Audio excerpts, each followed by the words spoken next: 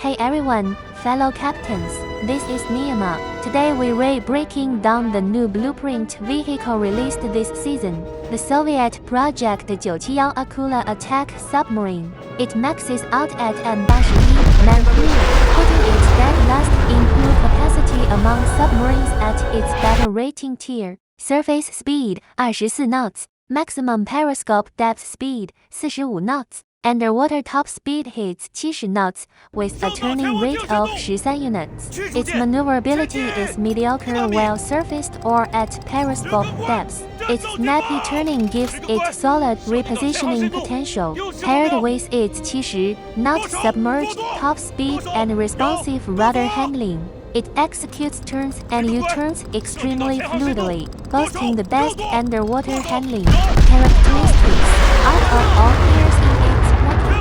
Missile lock on time clocks in at 4.8 seconds, the slowest lock speed for submarines at this tier. It carries for 514 毫米 caliber cruise missiles with a 25-second reload cycle. In terms of raw damage output, these caliber warheads deal the highest damage in class. It also fields 650 毫米 heavy torpedoes with a 4-round full salvo. Each individual torpedo also packs the highest single shot damage among equivalent submarines. On paper, the Akula boasts absurdly overpowered stats. Its firepower comprehensively outclasses the Project 885, Yesen and Astute class boats. Aside from its sluggish missile lock time, it seemingly has no obvious flaws. Unfortunately, these are only spreadsheet statistics. The Akula's actual, in battle performance, is thoroughly underwhelming.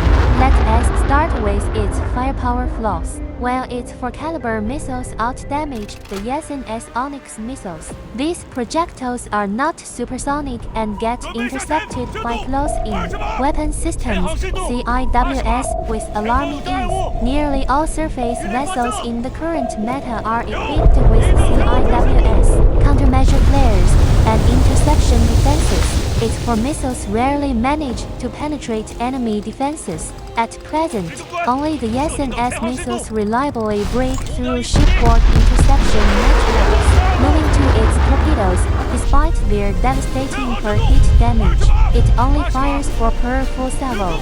This is far fewer than the Yesen S-10 torpedoes or the Astute S-6. Scoring 1 or 2 hits against lumbering heavy cruisers like the Kirov class, Project 1144, is fairly straightforward.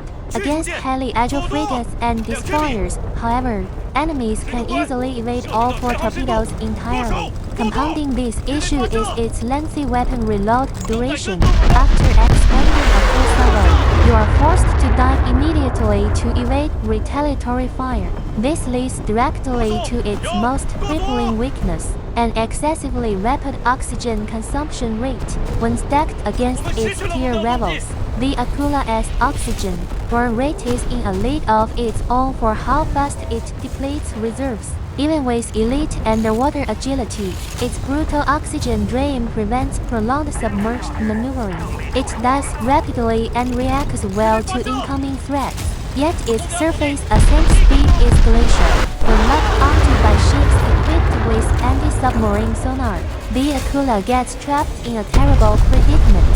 Enemies maintain constant target locks throughout your ascent. Once you fully break the water's surface, you still need the full 4.8 seconds to reacquire missile locks or wait out torpedo reload timers. This vulnerable window is more than enough time for enemy missiles to strike home.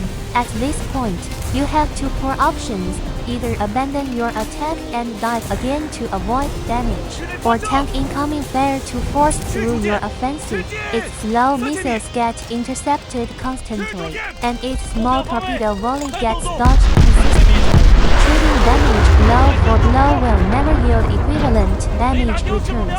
If you dive to retreat, you fall into a vicious cycle. Slow ascent gets you locked on early. By the time your hull crests the waves and you finish locking targets, enemy armaments already rise, forcing you to submerge once more. This constant depth and force maneuvering drains your already limited oxygen rapidly. You will eventually be forced to surface fully exposed. and eliminated by concentrated enemy fire. To squeeze respectable damage out of this submarine, you can only hope opponents ignore your presence. Once detected, you are put at a severe tactical disadvantage. All things considered, the Aquila fails to meet the power benchmark expected of a Tier V submarine. No matter how impressive its stat sheet appears, its real combat experience is abysmal. Its sole standout trait, superior underwater handling, is heavily neutered by its catastrophic oxygen consumption. It cannot be classified as a competent Tier V submarine by any measure. Even the Harushio, Oyashio, and Seawolf class submarines offer far more practical combat utility. It ranks dead last among submarines in the current patch, and has virtually no reason to be picked for competitive matches. If you absolutely insist on taking it into battle, avoid fighting human opponents entirely. Stick to AI bot matches instead. This is just my personal take as a new War Thunder content creator. Niyama, I welcome feedback and corrections from veteran players in the community. Thank you sincerely for all your support.